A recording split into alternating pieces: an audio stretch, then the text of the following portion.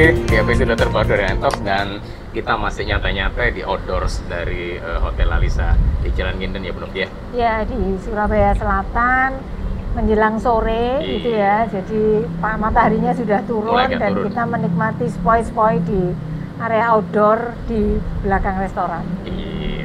Dan kita sekali ini kedatangan narasumber yang kita akan berbicara dengan kajian halal. Karena gini, banyak sekali ternyata profesi-profesi di balik kehalalan itu ya, Bu Novi, yang kita awalnya nggak tahu, ternyata oh banyak toh.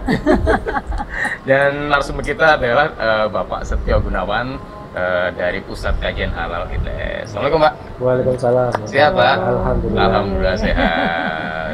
Nah ini, jadi ternyata di kampus itu ada pusat kajian halal, dan saya juga baru tahu ternyata di semua kampus juga bisa ya Pak mendirikan pusat kajian halal ya Pak ya. Itu gimana Pak? Ya. Mungkin jadi, aturannya yang menguatkan sehingga muncul lembaga-lembaga. Selama ini kan kita tahu kan MUI sama BPOM kan gitu Pak. Ya, alhamdulillah. Jadi para hadirin sekalian, assalamualaikum warahmatullahi wabarakatuh. Alhamdulillah ya, ini suatu kesempatan yang baik. Jadi saya bisa menjelaskan sedikit, meskipun mungkin dari beberapa audien nanti ada yang tahu, gitu ya. Ini untuk menekankan saja. Sertifikasi halal di Indonesia ini itu sejarahnya diawali tahun 75, berdirinya Majelis Ulama Indonesia. Dan tahun sekitar 86-an itu berdiri LPPOM, bukan BPOM loh ya, LPPOM MUI. Jadi MUI itu isinya para alim ulama, ahli fikih, ahli agama. Kemudian ilmuwan itu bergabung di namanya LPPOM, Lembaga Pengkajian Pangan, Obat dan Kosmetika. Jadi POM, M-nya itu bukan makanan, M-nya itu kosmetik, M-nya yang dipakai. P pangan, O obat, M kosmetik. Kirain makanan karena identik M-nya kan makanan. Nah itu atau minuman, MM kan? Itu Badan POM. Itu Badan POM ternyata ya. Kenapa M? Kalau kosmetika nanti kalau dibaca kan LPPOK. Pronunciasinya kan kayak betul. Nggak enak lah kan. Jadi kan POM. Benar kayak ayam pok-pok nih. Nah, tahun segituan itu kan sifatnya masih sukarela. Ya. Maksudnya mau daftar sertifikat halal boleh? Enggak boleh. Enggak ada larangan. Masa berlakunya 2 tahun. Mekanismenya cuma 2 aja. LPPOM dan MUI. MUI itu yang mengeluarkan fatwa halal haram. Ini halal, ini haram. Kemudian MUI juga yang ngasih stempel sertifikat. Kemudian yang meliti kontennya, yang meliti konten sebagainya, LPPOM-nya ya. Itu tangan kanannya dari alim ulama ini adalah LPPOM-nya. Oke, jadi sebelum dapat stempel harus masuk LPPOM dulu ya. Nah, untuk diteliti di sana atau dikaji apakah memang sudah termasuk halal apa tidak gitu.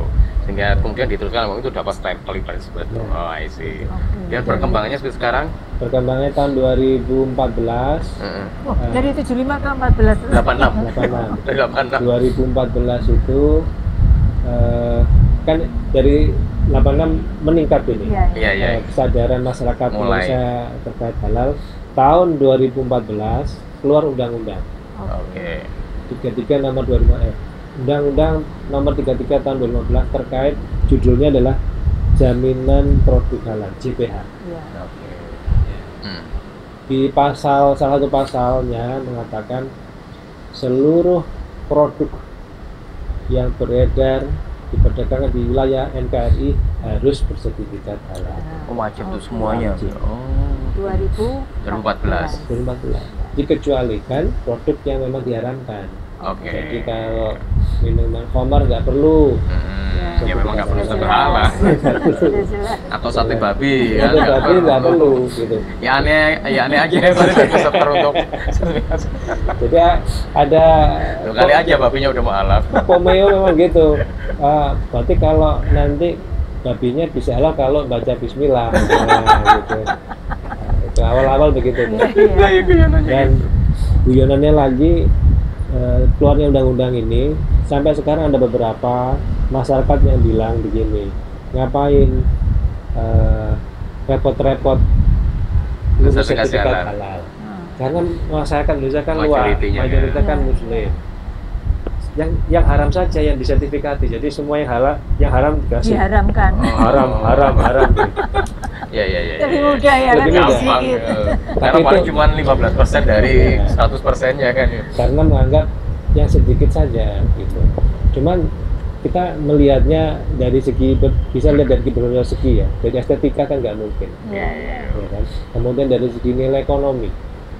Ya, kalau kita melihat masyarakat Indonesia, ya itu kita mayoritas. Tapi kan yang butuh makanan halal itu, kalau kita mau pangan halal ya, kan tidak ada umat Islam Indonesia tuh. Ya, di luar. Iya. Seluruh umat Islam kan butuh. Ya. Dan ada lembaga keuangan luar negeri dunia ya, McKinsey itu. McKinsey. Ya, McKinsey kan, itu sudah mengeluarkan kajian terkait nilai uangnya berapa triliun terkait industri halal itu. Nah itu menggugah semua orang bangun. Nah mulai dari sanalah perlu kita ketahui umat Islam dunia itu berapa? Ya. Mayoritas? Enggak. Cuma 24%. Makanya kita ngurus yang kecil 24% sudah benar. Begitu. Tapi karena di Indonesia kan yang 24% adalah sebenarnya bukan Muslim. Jadi pola pikirnya itu yang harus diubah. Dan industri halal ini juga kalau dari segi ketahanan negara ya, kita itu minyak goreng kita di ban, di Eropa nggak boleh masuk. Saya dengar kemarin kopi juga nggak boleh masuk. Kenapa? Dia menganalisa penelitian akhirnya dipublish dan sebagainya, ya kan, sesuai dengan penemuan mereka. Lah kita pun bisa sesuai penemuan mereka ya. Kita bisa terkait, jadi kita akan meneliti nih halal ini penting kan, dan ini wajib nggak diada-adakan. Jadi ini juga penting. Kita tidak hanya pasar, tapi juga kita bisa ekspor ke luar negeri. Nilai ekonomi. Iya. Nilai ekonomi paham ya. Jadi ini bukan masalah agama. Jadi ini masalah ekonomi. Dengan adanya halal ini, kita bisa mensaring produk luar negeri yang masuk. Saya kemarin berkunjung ke suatu pabrik, dia mengatakan, Pak, kalau nggak ada logo halalnya nggak bisa masuk, karena kami produk saya ini sertifikat halal. Nah, gitu. Sekarang banyak sudah di screening, dan ini efeknya industri halal ya. Kita mencoba, Indonesia ini kan negara nomor 1 importer produk halal dunia. Big market, kan. Dan kita hanya sebagai konsumen. Ini semoga pemerintah mulai membalik ini menjadi produsen ya. Pertama kita mencoba mensubstitusi. Jadi awalnya impor, coba pakai dalam negeri dulu, ada nggak penelitian. Kalau memang nggak bisa, tetap ya masuk harus sertifikasi halal dulu. Tapi kan terseleksi, nggak sembarangan bisa masuk, ya. Nah ini juga akhirnya kan suatu potensi pekerjaan ekonomi aja. Ya itu dari segi aturan. Nah, bagaimana undang-undang ini? Undang-undang ini itu memang biasanya undang-undang keluar beberapa tahun berikutnya kan dikasih waktu untuk PP-nya, ya kan? PP-nya keluar itu beberapa hari sebelum habis 5 tahun. Seingat saya waktunya itu maksimal 5 tahun. Jadi belum sempat keluar, ada keputusan Menteri Agama yang sudah mengatur tahapan. Kita ini belum siap untuk mengaplikasikan advance. Jadi ada tahapan, Pak. Betul. Yang pangan wajibannya mulai 17 Oktober 2019 sampai 2024. Dikasih waktu. Ini sampai tahun depan ya. Ini masih ada waktu untuk menyiapkan diri. Belum due date. Due date itu nanti 17 Oktober 2024. Kalau due date itu berarti kan wajib. Kalau melanggar ada sanksi. Sekarang belum ada sanksi. Jadi termasuk apa ya, PKL, terus rombong ya Pak, rombong atau apa juga wajib halal semua. Dan itu sampai tahun depan deadline-nya ya. Untuk yang pangan. Ya makanya. Kemudian barang gunaan nanti tahun 2026. Baju yang terbuat dari kulit. Nah, itu harus dipastikan kulitnya bukan kulit babi, bukan kulit yang kayak gitu. Oke, itu nanti ada.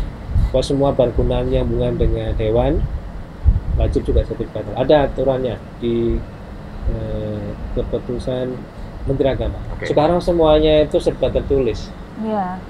Karena Bapak laku usaha biar enak. Mana kalau saya ini wajib sertifikat, mana aturannya? Semua sudah. Jadi pelaku usaha tinggal melihat aja keputusan Menteri Agamanya tahun lupa saya nomornya berapa, dilihat yang produk daftar list produk wajib sertifikat halal masuk di situ maka wajib. Jadi nanti itu akan ada logo yang ungu halal itu ya, semuanya diharapkan seperti itu ya Pak ya. Iya benar. Sampai ke PKL tadi itu untuk makanan. Dengan seperti itu kan berarti kebutuhan yang mensertifikasinya itu menjadi sangat besar. Iya mestinya toh Pak. Karena kan industri makanan di Indonesia aja udah berapa kan loh. Di sini lingkungan sini aja rombong Pak sudah ada berapa rombong. Sudah ada berapa minuman, cendol dan sebagainya. Berapa. Nah, di profesinya itu akhirnya muncul apa saja. Lembaga apa gitu. Benar. Jadi pelaku usaha di Indonesia saat ini, kita ngomong di Indonesia itu 60 juta pelaku usaha, PU pelaku usaha. Kemudian dari 60 juta pelaku usaha ini, masyarakat kita berapa Indonesia? Berapa juta ya? Berapa? 270 sekian juta. Iya. Sekarang 64 juta itu pelaku usaha. Jadi berapa persen Pak?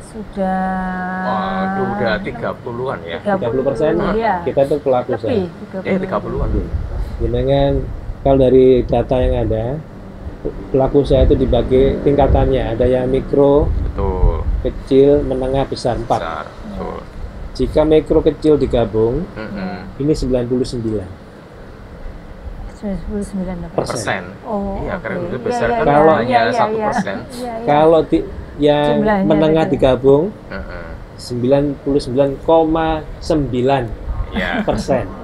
Betul. Yang besar itu 0,1. Bukan 1%, 0,1. Betul. Yang dulu makanya tadi saya bilang tuh rombong bakso kan banyak sekali. Nah, kalau pemerintah yang ngambil begini mewajibkan, tentu pemerintah bertanggung jawab. Jadi terkait produk tadi, industri yang wajib sertifikat halal perlu diketahui bahwa tidak hanya pangan, ada pangan, makanan, minuman, obat, kosmetika, dan termasuk bahan-bahannya loh Pak.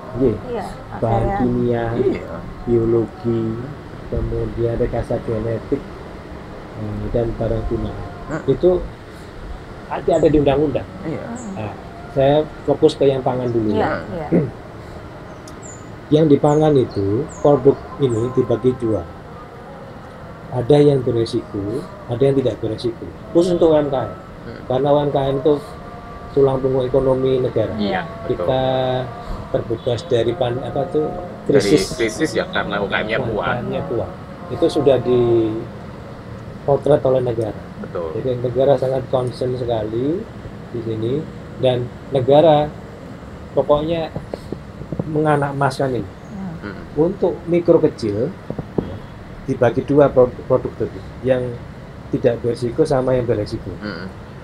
Yang tidak beresiko, syarat pertama dia mikro kecil, dia punya NIB, pendapatannya maksimal 500 juta per tahun. Bukan 5M ya? Oh yang mikro ya? Kalau aturannya memang begitu, aturan di NIB mikro kecil. Tapi khusus untuk yang mendapatkan sertifikasi halal gratis, dibatasi 500 juta. Masih dibatasi lagi, dipotong lagi. Jadi bukan ada guyonan, berarti tidak full mikro kecil Pak Gun. Mikro kecil sangat mikro lagi. Super mikro. Karena 500 juta setahun omsetnya. Itu omset loh ya, bukan keuntungan. Omset. Itu dibatasi gitu. itu dapat fasilitasi gratis. Oke. Jadi syarat yang tidak berisiko tadi, misalkan jualan pinggir jalan keripik, itu bahan bakunya apa? Gula Tepung. Beli di pasar yang sudah ada sertifikat halal, wajib itu. Ya. Tepung pun sama. Pokoknya semua bahan-bahannya wajib sertifikat halal. Atau yang misalkan singkong ya, singkong itu positive list. Positif ada bahan-bahan yang tidak perlu sertifikat halal. Bahan-bahan segar ada semua Pak.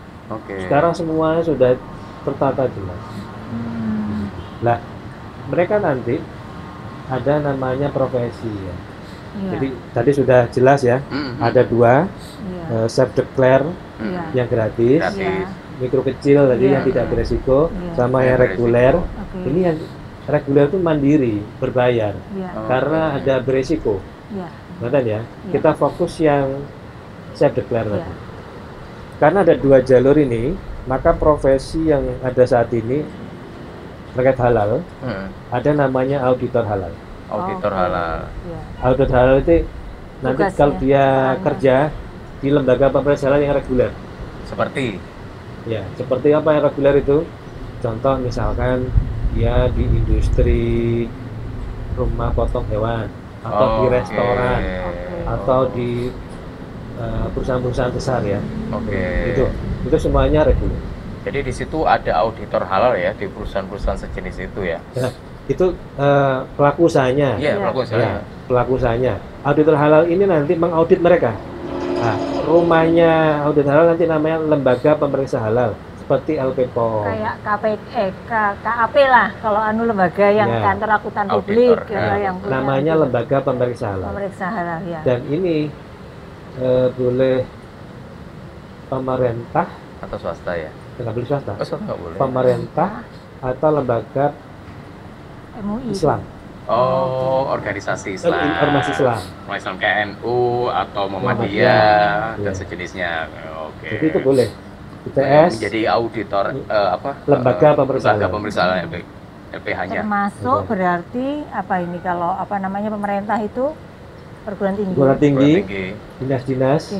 Kalau di Surabaya ini ada dinas Disperindak Baristan dulu, sekarang BSPJI itu punya LPH. Uinsa punya. Nah itu nanti hubungannya dengan si auditor halal di perusahaan atau institusi itu ya. Jadi auditor nanti menjadi stafnya mereka. Betul. Jadi tadi lembaga pemeriksa halal punya auditor. Terus ada lagi apa? Kemudian namanya pendamping proses produk halal. Pendamping proses produk halal. P-nya 3. P3H. Lembaganya LP3H. Lembaga P3H. Dan ini itu para pendamping untuk proses aplikasi halal. Di bawah namanya lembaganya LP3H. Ini adalah LP3H itu yang boleh punya perguruan tinggi sama ormas Islam. Termasuk di ITS itu punya LP3H ya. Jadi ITS punya LP3H ya. Itu yang duduk di situ siapa saja Pak di pendamping itu? Jadi pendamping syaratnya pendamping ini pertama WNI, Muslim. Kemudian Muslim. Minimal SMA. Sederajat. Tapi harus punya keahlian tertentu apa gitu ya? Setelah syarat minimal ini kan ya, kemudian daftar training. Kayak training beberapa hari gitu. Ada kurikulum dari ITS-nya bisa kalau di ITS-nya. Materinya langsung dari negara.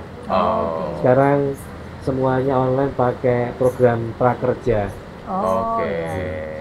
Tadi ada gaji ya mereka tuh Pak ya? Alhamdulillah ada gaji. Tapi background pendidikannya juga harus tertentu Pak, meskipun tadi SMA lo ya? Enggak ya? Semua. Jadi mau sekolahnya sastra, gitu boleh ya? Sejarah, nggak ada hubungannya pada? Atau SMK juga boleh? Boleh. Ini SMA yang sederajat ya? SMA sederajat. Tapi kalau yang auditor itu khusus. Minimal S1, kemudian jurusannya tertentu, teknik kimia, pangan, biologi, industri, peternakan, gitu ya. Oke. Itu yang tadi itu ya di bawah ormas Muslim atau negara. Oke. Nah, kembali lagi yang di P3H tadi Pak pendamping. Ya. Jadi P3H ini menarik karena kalau jenis urusan mereka apa? Ya, job desk-nya apa? Job desk-nya apa ya? Kami di ITES itu ada loh P3H itu yang tiap bulan itu dapat sekitar 6 juta tiap bulan. Iya, ada. Karena banyak mendampingi. Nah, ya. Jadi aktif. Jadi itu skala gajinya itu berapa yang dia dapatkan untuk pendampingan itu ya? Iya. Kalau dia semakin banyak aktif pendamping itu, ya gaji mengikuti prestasi. Ya, iya, fair lah ya. Ada yang nggak nggak dapat. Dari pemerintah itu Pak dapat 150.000 belum pajak. Per sertifikat tanah yang keluar. Oke. Jadi jenengan berarti bisa. Kalau 6 juta tadi ya berarti 40-an gitu kan. Kalau ada yang kontrak itu Pak ya berarti mereka ya. Kontrak kalau mereka ya baik kontrak kan kerjanya. Ya, kerjanya. Nanti setelah mereka dinyatakan lulus pelatihan, kemudian kita daftarkan ke negara. Ketika ITS ini daftarkan ke kementerian, terus di approve. Nanti dia punya nomor ID. Nomor ID ini hilang dari sistem. Nanti dia punya dashboard sendiri. Kalau selama 2 tahun dia pasif. Langsung tanggus dengan sendirinya. Jadi baik 2 tahunan ya. Oke, jadi tugas mereka adalah mendampingi para pelaku industri mikro ya Pak ya. Mikro kecil ya. Mikro ya. Mendapatkan sertifikat halal. Termasuk pembimbingan persyaratan dan sebagainya gitu ya. Oke. Jadi mereka tugasnya kalau dari undang-undang itu sebetulnya mereka kalau dari undang-undang aslinya idealnya itu pelaku usaha ini diminta pintar juga. Nggak perlu calo, semuanya bisa ngurus sendiri online. Jadi didamping oleh si P3H tadi itu ya.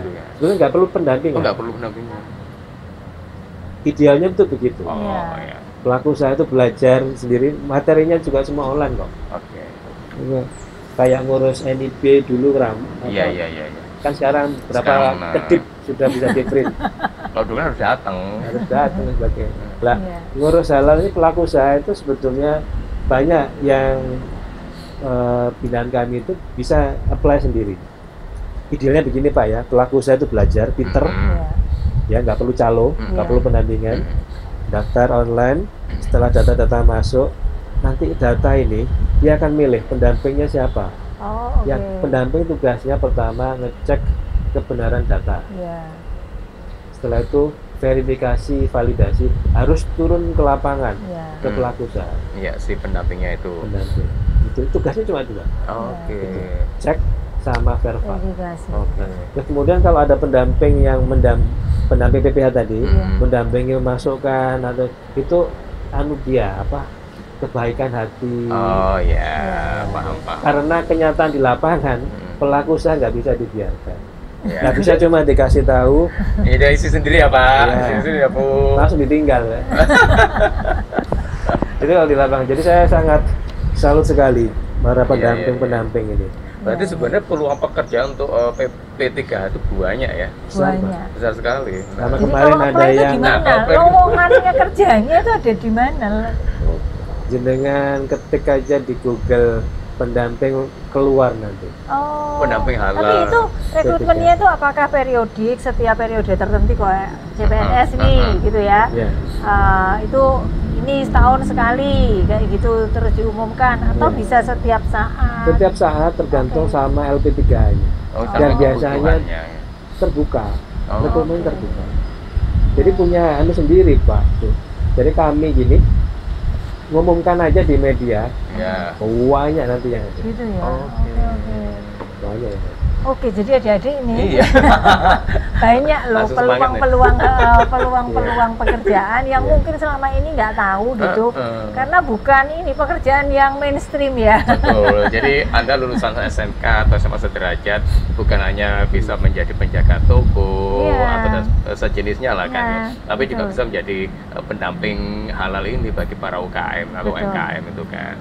Karena mendapatkan pelatihan tertentu kan sebelum terjun terjun ke lapangan dan melakukan tugasnya. Dan mendapatkan sertifikat. Dan gajinya juga oke loh. Anda aktif, pendapatan Anda gede. Kalau Anda pasif, ya pendapatan menyesuaikan dengan kepasifan Anda. Lu fair kan gitu loh. Ya Pak ya, kan gitu loh. Jadi di Islam pun juga diajarkan keadilan itu kan. Masa yang males sama yang aktif ya dapatnya sama kan, enggak juga kan gitu loh. Dan juga tadi ada juga kan jabatan auditor halal itu tadi kan. Kalau auditor halal kan memang ada syaratnya kan gitu. Yang biasanya kita dengar auditor keuangan auditor gitu. SDM kayak Anda kan gitu loh. Terus auditor ISO gitu kan. Ada auditor halal. Jadi Anda S1 bisa jurusan kimia, pangan, itu kan juga bisa apply itu, atau peternakan bisa apply itu.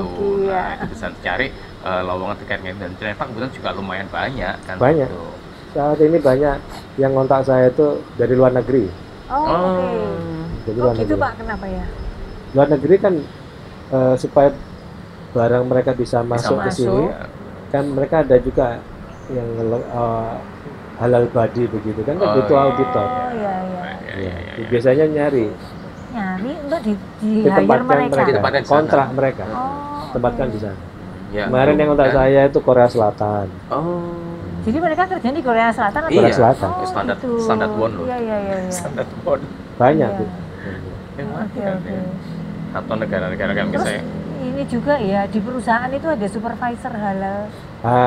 Perusahaan kalau kita perusahaan besar, saya sendiri ngajar manajemen industri halal. Jadi ketika ngajar itu pertama kali diguyu. Masa ada manajemen itu yang haram? Oke, terus gimana Pak? Iya juga ya. Isinya apa terusan? Lah iya, terus saya juga guyu juga. Iya, bener juga ya. Iya memang nggak salah. Nggak salah, bener. Mana ada manajemen yang haram? Ya. Sekarang itu dengan adanya undang-undang ini, industri kawasan itu ada tuh kawasan industri halal. Di mana? Di mana KIG halal itu? KIH. Oh KIH. Kawasan industri halal. Di mana Pak yang ada? Jawa Timur punya satu di Sidoarjo, Safe and Lock. Ada kawasan industri sier atau apa ya? Ada kawasan khusus. Dia kawasan awalnya kawasan Safe and Lock. Ya. Kemudian berapa hektar begitu, separohnya dia dedicated untuk halal. Makanan juga ya? Apapun ya? Dia izinnya khusus ya kawasan itu. Kalau salah dia izinnya itu pangan, obat, kosmetik ya. Yang tertentu lah ya. Dan itu izinnya nanti di perindustrian. Kementerian itu. Kawasan aja ada. Makanya terus ada yang bilang, memangnya ada kawasan di sini haram. Iya. Nah, kalau ada industri halal, ada 5 prinsip halal yang harus ada. Apa aja, Pak? Ya, 5 prinsip halal ini. Pertama, komitmen. Kebijakan dan komitmen ini terkait manajemennya, manajerialnya, mengelolanya, itu penting. Dan salah satunya itu dia harus punya kompetensi penyelia halal. Nanti dia yang berkewajiban memonitoring, memastikan, misalkan ya, saya punya usaha keripik singkong lah, yang kemudian saya sudah mengajukan sertifikat halal dan sudah keluar.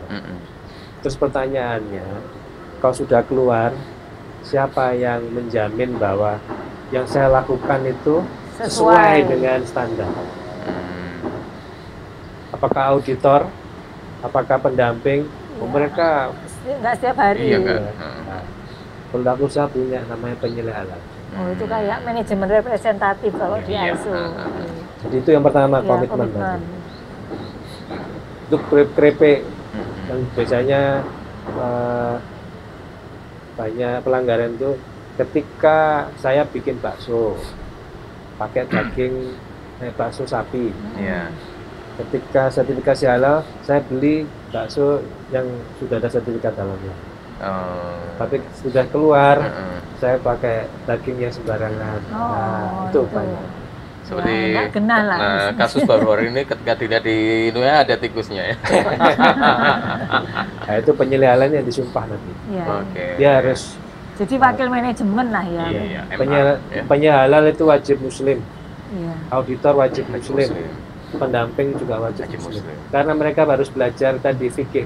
Oh, ada pelajarannya deh. Jadi training dulu Pak. Training, ya. Jadi kalau Anda belum paham fikihnya, nanti akan ada training dan khawatir. Takutnya, waduh saya nggak paham fikihnya, saya mau apply gimana? Ya nggak Pak? Benar. Jadi kalau dia non muslim, nanti kena HAM. Saya itu non muslim disuruh belajar. Repot. Jadi komitmen. Komitmen. Terus tadi, muslim. Bukan komitmen ya, bisa kan komitmen. Yang kedua, bahan. Bahannya itu sudah terjamin kehalalannya. Nah, bahan itu apa berarti kan sudah dapat sertifikat halal semua kalau bolehnya kan itu Pak? Tidak, saat ini belum. Banyak iya. Jadi ya wis yang halal lah pokoknya jelas-jelas.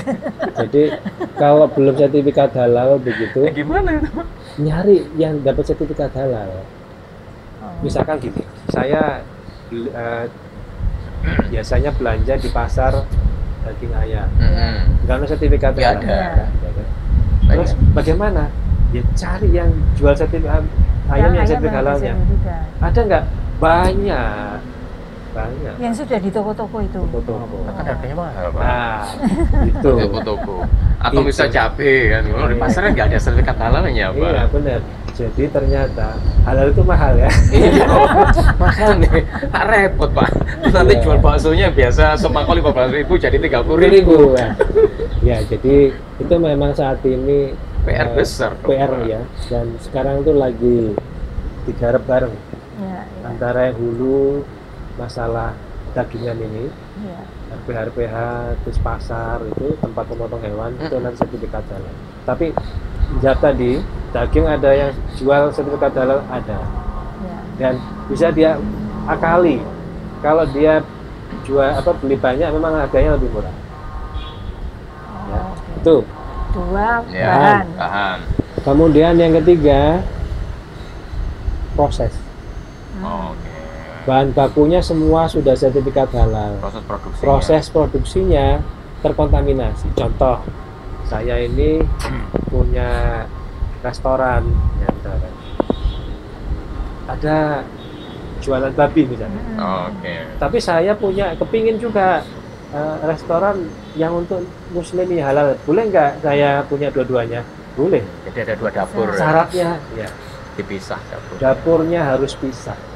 Atau juga ini pertanyaan banyak pelaku usaha, Pak saya ini non muslim makan babi nggak ada larangan, ya kan?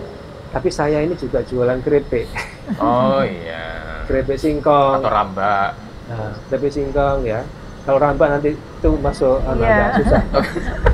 yang mudah saja. Keripik singkong. Nah, bagaimana Pak? Apakah boleh sertifikat? Bisa. Apakah bisa gratis? Bisa. Tapi dapurnya bisa. Loh Pak, apa saya harus beli rumah baru? Enggak. Jadi dalam rumah itu mikro kecil ya, misalkan ini dapur rumah tangga bisa. Nggak perlu pakai tembok. Misalkan sekat saja boleh. Ya cukup ya. Cukup. Tidak menyulitkan pelaku usaha sama sekali. Tidak menyulitkan sama sekali pelaku usaha. Sangat simpel sekali. Oke, jadi proses. Satu, berapa tuh? Tiga. Yang ini keempat, manajemen industri halal tadi tuh. Yang empat kan ada 5 tuh Pak. Produk apa ya? Tadi produk. Hasilnya. Produknya ini pertama nama. Tidak boleh yang mengandung kekufuran. Nah, yang jelek-jelek misalkan mie iblis mie bangsat gimana yang pedasnya nauzubillah ya. mie gila nanti habis makan gila itu nggak boleh. Pun nggak boleh misalkan begini, singkong rasa babi panggang nggak boleh. Kemudian makan singkong ini bisa memabukkan. yang mabuk sebenarnya itu lidahnya kan gitu. Okay. Kemudian ada minuman misalkan yang minuman yang ada nama-namanya yang khamar, bir atau apa itu enggak sih. Nah, bir peletok gimana, Pak? Nah, bir peletok namanya itu, Pak. Bir ya. Lah, di sini atau apa root beer.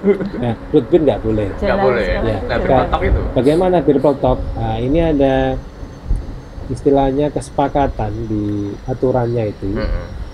Jenengan kalau belajar halal haram itu harus belajar fikih ya. Iya. Benar kan? Iya. Nah, kalau saya katakan barang yang haram itu nggak perlu belajar fikih tapi belajar SNI, percaya apa enggak? Iya, enggak kan? Tapi ada. Jadi teman-teman masalah halal ini itu sih dipelajari ada SNI-nya. SNI 99004 tahun 2021 persyaratan umum pangan halal. Di lampiran A-nya itu dijelaskan yang namanya haram itu apa saja. Selain itu halal. Kayak bir peletok sebenarnya kan itu wedang. Ya. Bir peletok itu salah satu yang sudah jadi urf apa adat kebiasaan itu dikecualikan. Kayak Pak Tok itu kan sebetulnya babi. Iya. Tapi kan semua kontennya halal semua sebenarnya. Itu boleh. Kecuali itu ya. Yang lainnya karena terkait dengan culture dan history ya. Ada masih di produk sudah ya. Yang kelima adalah pengawasan. Jadi semuanya ini nggak berlaku kalau nggak ada pengawasan. Iya. Nah, ini 5 prinsip halal. Oke. Nah, jadi ternyata dengan itu profesi-profesi yang kita juga tidak tahu ternyata banyak kebutuhan. Banyak dibutuhkannya. Gitu. Iya. Jadi ya. Nanti coba chat ya, ditulis juga yang sudah tahu, yang belum tahu ya, gitu. Pasti banyak yang belum tahu. Ini aja yang konsultan SDM aja baru tahu. Ceritanya harus runtut supaya paham. Jadi rekrutmen ada tambahan lagi. Iya betul, bisa cari untuk posisi itu ya.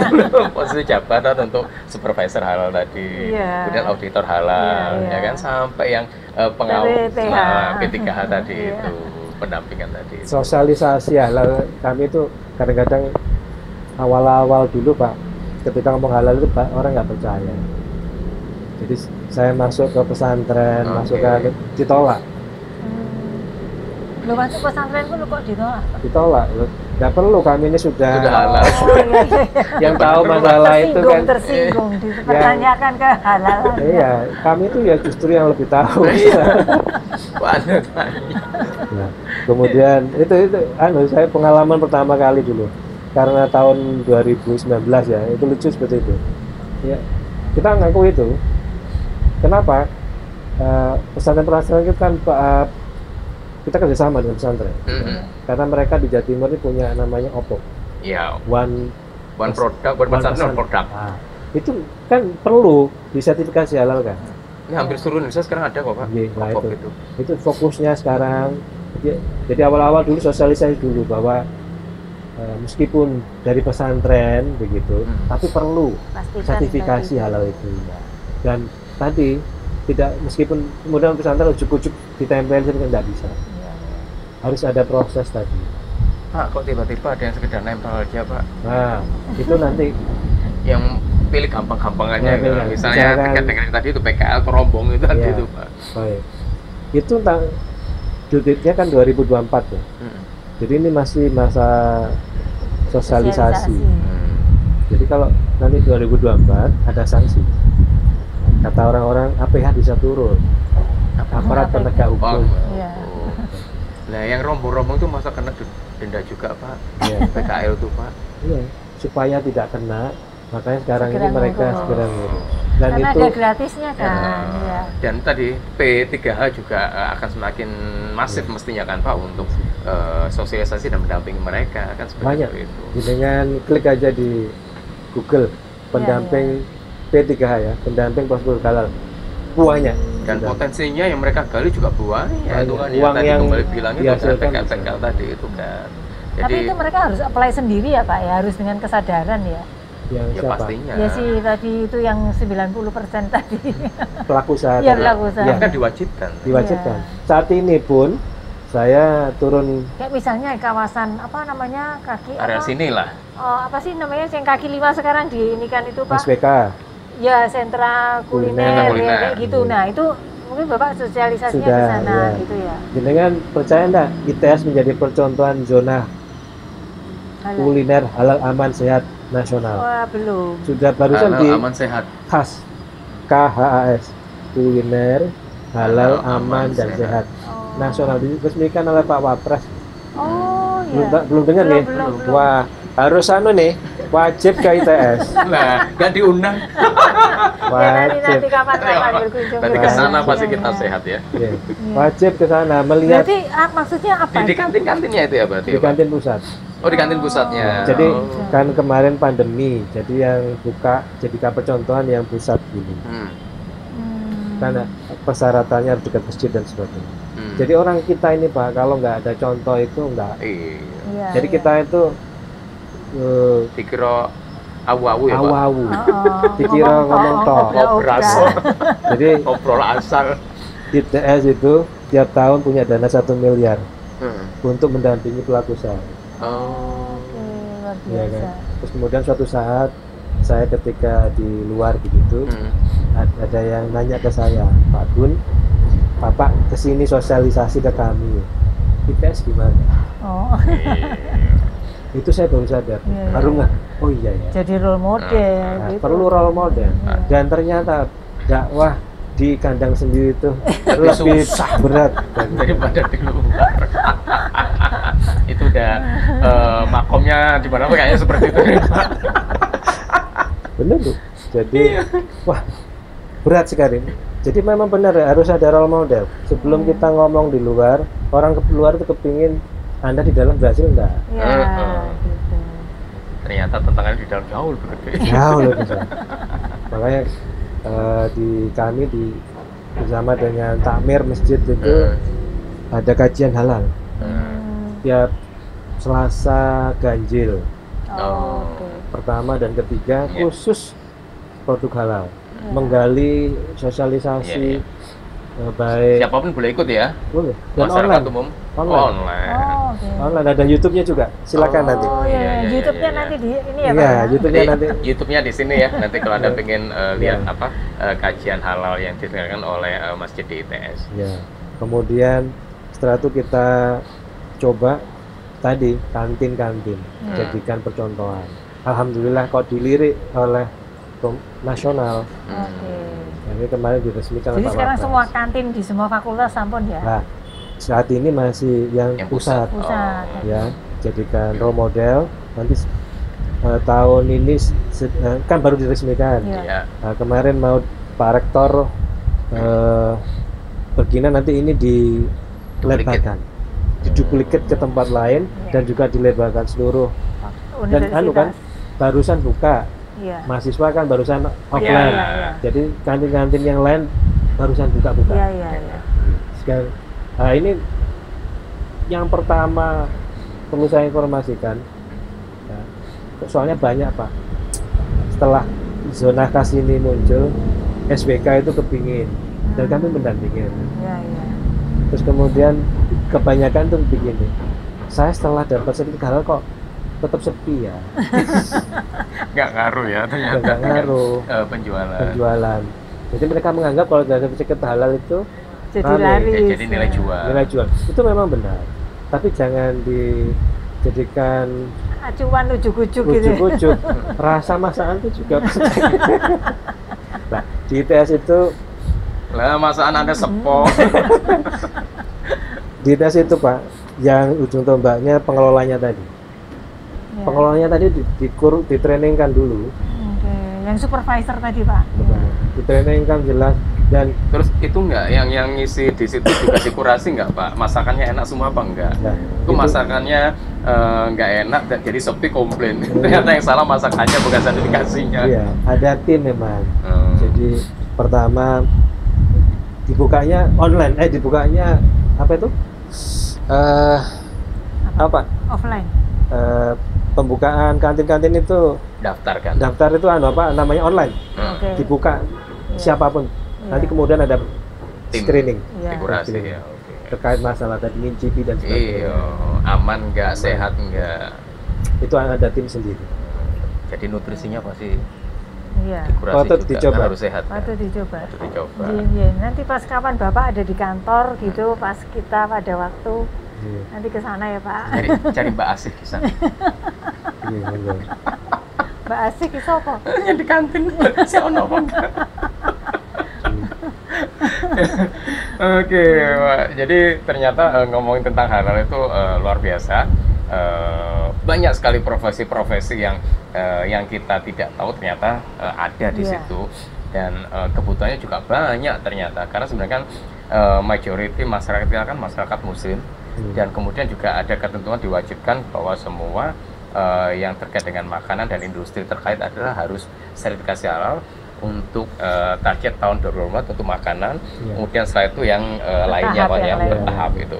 Nah itu kan otomatis juga kebutuhan untuk SDM yang terkait dengan tadi itu ya, kayak mulai dari auditor, supervisor, sampai ke pendamping pun juga dibutuhkan. Dan yang banyak peluangnya pendamping. Betul. Juga jadi lebih. kalau Anda misalnya lulusan SMA sederajat, Anda merasa waduh aku susah cari pekerjaan, ini ada peluang juga. Nah sembari mungkin misalnya Anda juga sambil kuliah kan Pak, kan ada sekarang kuliah juga sambil bekerja, yang itu kan beratnya freelancer ya Pak, yang itu, sehingga Anda juga bisa melakukan itu tanpa terikat oleh time waktu pekerjaan, mulai pagi sampai sore. Jadi Anda bisa nyambil kuliah, Anda juga bisa sambil menjadi seorang pendamping itu tadi ya Bu Novi ya. Dan sekarang di ITS ada berapa Pak pendamping Pak? Kami minimal saat ini tercatat sekitar 500-an. Wah, banyak 500. Nah, dan tadi Pak Gunan bilang bahwa gajinya bisa ada yang dapat sampai 6 juta tiap bulan. Tiap bulan. Itu kan juga lebih gede loh daripada UMK-nya anak S1. Nah, ini kan ITS, belum kampus-kampus yang lain kan. Betul, UNER juga ada atau yang lainnya. Jadi betul, Anda bisa cari deh apply, cari pendamping halal itu di Google aja, pasti akan ada muncul di situ ya Pak ya. Iya. Nah, Anda tinggal apply sesuai dengan kawasan atau area Anda masing-masing. Kalau dekat dengan kampus ITS bisa di ITS, dekat dengan kampus mana bisa di kampus mana. Atau misalnya di tadi itu kayak di organisasi keislaman kan, kayak di NU atau di Muhammadiyah dan sejenisnya. Itu Anda juga bisa di situ. Jadi peluangnya banyak banget. Dan juga tadi itu kembali lagi di perusahaan juga ada supervisor halal ya kan, sampai ke auditor tadi itu. Itu ya. Komplit sudah Pak. Terima kasih insight-nya buat saya dan juga nanti buat teman-teman yang lain yang menyaksikan. Jadi jangan lupa untuk like, subscribe dan komen, dan di-share informasi ini bagi mungkin ada teman-teman Anda yang ini butuh nih untuk bisa bekerja di industri halal ya kan. Dan jangan takut fikihnya nanti di training kok. Waduh nggak paham fikihnya, nggak usah apply, di training nanti ya kan. Nah betul, jadi jangan jiper sebelum Anda apply. Yang penting ada muslim ya Pak ya, wajib, sehingga tidak tadi terjadi ambigu bahwa non muslim ikut itu, ntar takutnya dibayar nanti rame lagi ntar kan gitu loh. Ada HAM ya. Nah ada HAM juga di situ ya. Thank you untuk La Lisa Hotel di Jalan Nginden, hotel yang keren banget, bintang 3+. Jadi kenapa bintang 3+? Jadi ada area outdoornya, ada poolnya, kemudian ada gymnya, juga ada kids zone-nya. Anda bisa mungkin mau arisan di sini atau mau meeting di sini, ada 4 meeting rooms di sini yang bisa digunakan. Terus kemudian Anda juga bisa ada urusan bisnis di area sekitar Nginden, di area industri Rongkut atau area industri sekitar sini juga bisa staycation di sini ya Bu Novi ya. Nah ini adalah salah satu pilihan yang keren untuk hotel ini, dan Anda bisa mau wedding juga bisa kok. Pilihan outdoor di sini juga bisa digunakan, cukup luas ya Bu Novi ya di belakang kita. Itu sih ya, sampai ketemu lagi di episode lainnya untuk dengan narasumber lainnya yang juga pastinya berfaedah atau materi dari kami berdua untuk jadikan acuan bagi pengembangan karir Anda. Sampai jumpa.